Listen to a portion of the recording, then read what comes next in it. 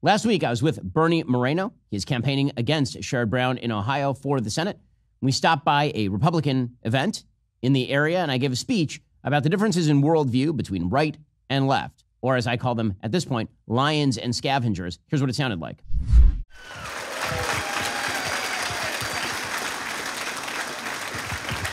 Well, first of all, thank you so much for having me. That was a really long walk from the back of the room. I'm a little winded, to be honest with you. So right before this, I was in the back room watching President Trump speaking. He was in Detroit, and he said something very wise, did President Trump. He said, the threat to democracy is stupid people. And the president is correct. That is indeed the threat to democracy, is indeed stupid people. Unfortunately, there are, in fact, many, many stupid people. It is time to change all of that. This is a very, very important election, one of the most important elections in the country.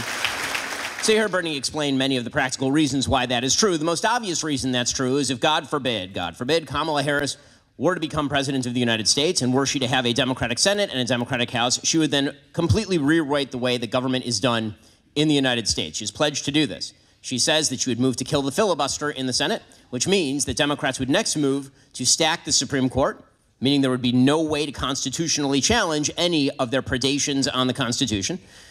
Her party has suggested they would add a couple of states to the United States Senate, presumably Washington, D.C. and Puerto Rico, hoping that that would be 4 Democratic senators, which would permanently stack the Senate of the United States in favor of Democrats. The Democrats have proposed legislation in the last Congress, where they had the minority. They proposed legislation that would, in fact, allow for, and indeed mandate, ballot harvesting across the country, radically changing the way that voting is done in the United States. So those are just some of the systemic changes that Kamala Harris has planned. And then, of course, there's the actual policy, aside from the systemic changes. And we've seen that enacted under Joe Biden. I mean, I'm not sure that he's aware much of it's being enacted. But, whether he is or whether he isn't, Kamala Harris certainly is aware of it. And she was, as she said on The View just this week, completely responsible for all of it and disagrees with none of it. She was asked, is there anything from which you differ from Joe Biden? And she said she could think of nothing. Now, to be fair, that's what she says to pretty much everything. There's not a lot going on between the ears for Kamala, unfortunately, other than we know that she's a middle-class kid or something. But that doesn't mean she won't enact an incredibly radical policy agenda, because, of course, she will. We've seen that policy agenda already enacted under Joe Biden. It's brought about vast economic stagnation, challenges for businesses across the board. She would let President Trump's tax cuts expire, which means radically increased taxes. She has talked openly and then walked it back, and then talked a little and then walked it back about the possibility of a tax on unearned capital gains, which is absolutely insane and basically destroys all business in the country, like all of it. For all of her talk about she's suddenly pro-fracking, we know that that's not true. She is pro-fracking at the moment simply because she wishes to win votes in some of these states, but we all know what she actually believes, because she says that her principles have not changed from that time when she said she wanted to completely ban fracking. That's leaving aside foreign policy, where she will, of course, be a complete disaster area. President Trump has the best foreign policy of any president of my lifetime, and it's a really simple foreign policy. It's a foreign policy that he expressed to me in a story fairly recently at Trump Doral. We did a fundraiser for him, and he was explaining why it was that Vladimir Putin had not actually invaded Ukraine on his watch. And he said, Ben, the reason that Vladimir Putin didn't invade Ukraine while I was president is because I said to him, Vlad, if you go into Ukraine, I'm going to bomb the shit out of you.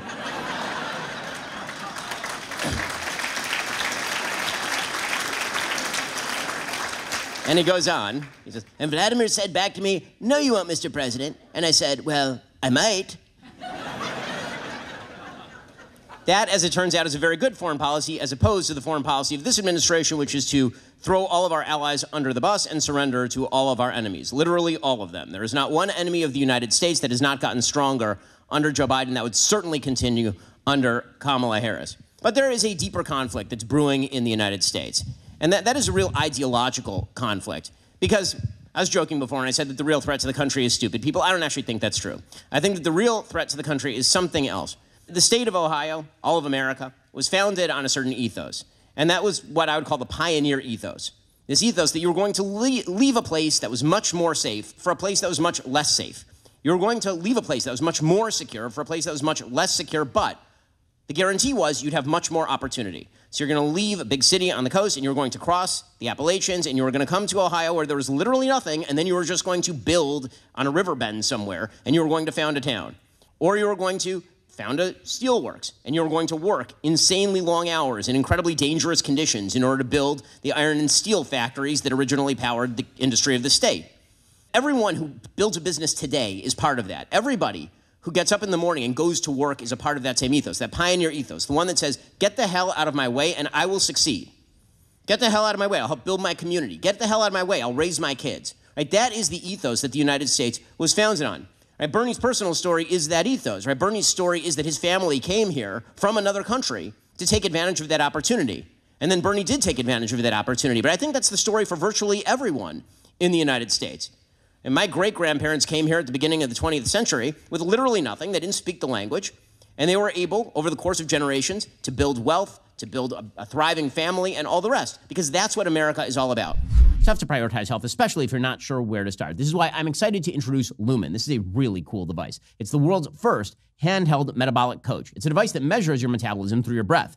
All you have to do is breathe into your Lumen first thing in the morning to know what's going on with your metabolism, which means you'll know whether you're burning mostly fats or carbs. Forget the one-size-fits-all diet fads. What sets Lumen apart is its ability to understand you on a personal level. With the crazy news cycle, all the travel I've been doing recently, the device is a lifesaver. It takes my unique metabolic data and crafts a personalized nutrition plan for every day, tailored to my body's needs and goals. With Lumen, you're not just getting a device, you're getting a health companion. Breathe into it before and after a workout or a meal. Gain real-time insights into your body's metabolic response. Lumen will provide you with actionable tips to help you stay on top of your health. If you want to take the next step in improving your health, go to lumen.me/Shapiro to get 15% off your Lumen. That's lumen.me.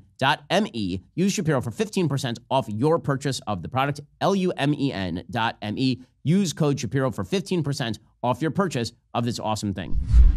I call this the way of the lion. America is a country of lions. And there are a few principles that animate the lions. The first one is that there is an understandable universe that we all inhabit, one with rules. And if you follow the rules, you're going to do pretty well. And if you don't follow the rules, you're going to get clocked. Some of us might say there is a God. And because there is a God, there's an understandable universe that he made for us.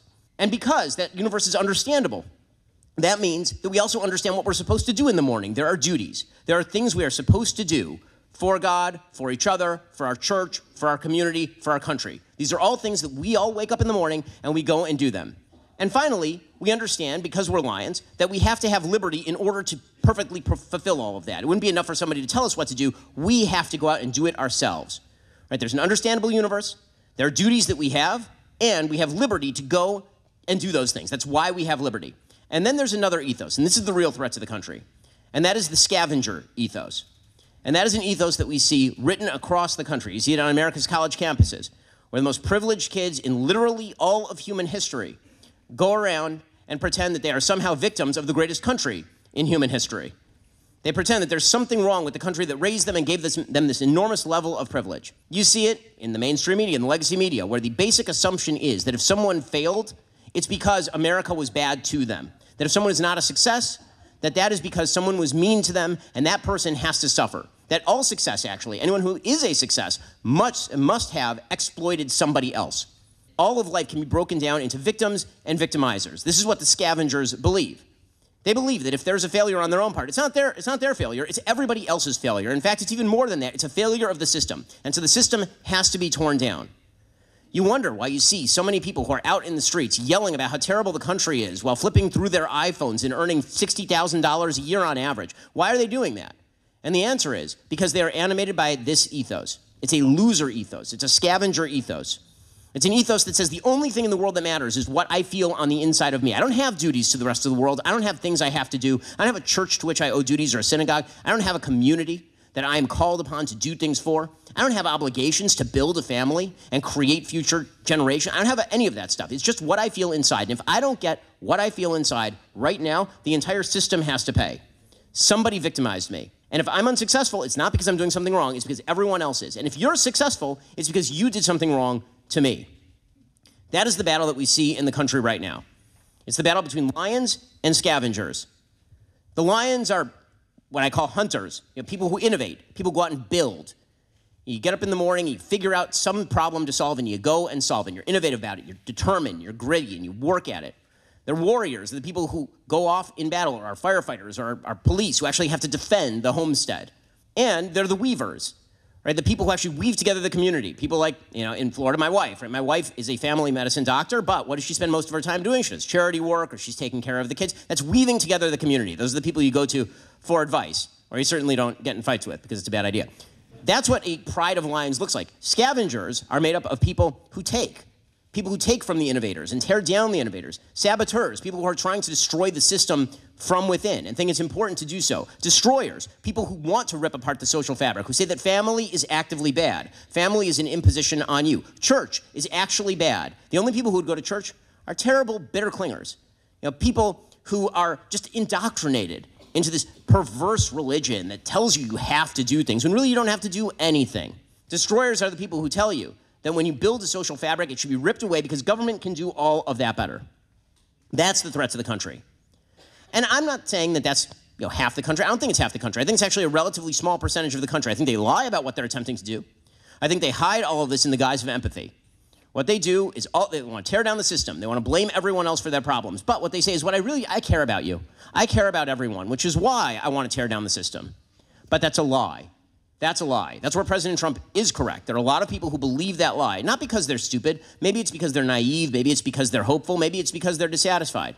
But the reality is, when President Trump says, "Make America great again," what he's talking about is reanimating the way of the lion. He's talking about reanimating the confidence of Americans that we can, in fact, succeed. That if you get the hell out of our way, not only are we going to build, we're going to build something better than anything that has ever been built before. And that's what's at risk.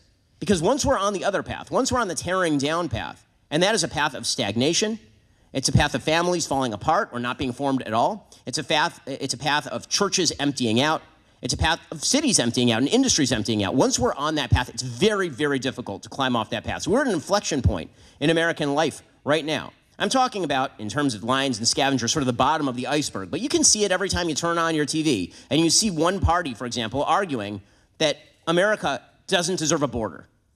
And the only way that you would say that is if you believe that America ought to be torn down. Any country has to have a border. The only reason you would say that is because you actually don't like the thing that is and you wish to tear it down. Not because you want to build something better, but because you don't like the thing that is. When you say that you want to stop some of the most robust industries in the United States from actually being operative, you're not doing that because you're kind-hearted. You're doing that because you hate what is and you want to tear it down. The last year on a personal level, it's been kind of a rough year for me on a personal level. Obviously, I'm an Orthodox Jew, so I wear the funny hat and all of that. And so, when October 7th happened, my family had actually just gotten back from Israel. We got back on October 6th from Israel. Woke up the next morning, I go to synagogue because obviously as an Orthodox person, I go to synagogue all the time. So I get up in the morning, I go to synagogue, my security stops me and they tell me what's going on. They tell me that at first dozens of people have been killed, then hundreds of people have been killed, then by the end of the afternoon, 1,200 people have been killed. And the Jewish community is pretty small. It's a group of people, like 15 million Jews on planet Earth total. And so that means that I know people who are family members, people who have been killed, people who are serving in Gaza and Lebanon literally right now, and all of the rest of it.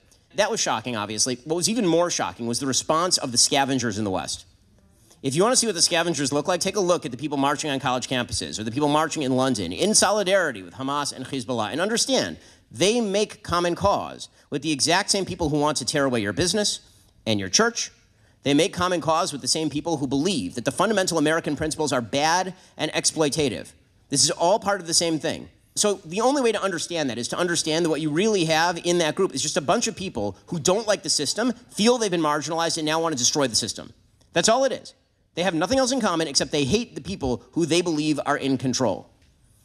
If they ever get in control, and the more control they gain, the worse things get for everyone. Well, Kamala Harris is a scavenger. She is not a lion. She's a scavenger. She believes in what she calls equity. By equity, she means equality of outcome, not equality of opportunity or equality of rights. She believes that lack of success is a result of the evils of the system. She has said this. This is not in question. She says the history of the United States is a terrible history, effectively speaking. She believes that all problems can be solved so long as she is given control. And when she says she's going to solve the problems, she doesn't mean she's actually going to solve the problems. She just means that you won't have control over your own life, which is the solution to a very different problem. Kamala Harris is a scavenger. So is President Biden. So is Barack Obama. So is Hillary Clinton. That's why they talk about all the people who are the lions as though they are bitter clingers, or as Hillary Clinton called them, deplorables, or as Joe Biden called them, ultra MAGA. Right? There's a reason that they have to use these sorts of labels, because there is hatred there, true hatred. We are lions. Ohio is a land of lions because America is a land of lions, and Ohio can lead the way. And in America, there is a philosophy of life that ought to win. That philosophy is, in fact, as President Trump says, to make America great again. Thank you so much. It's wonderful to be with you.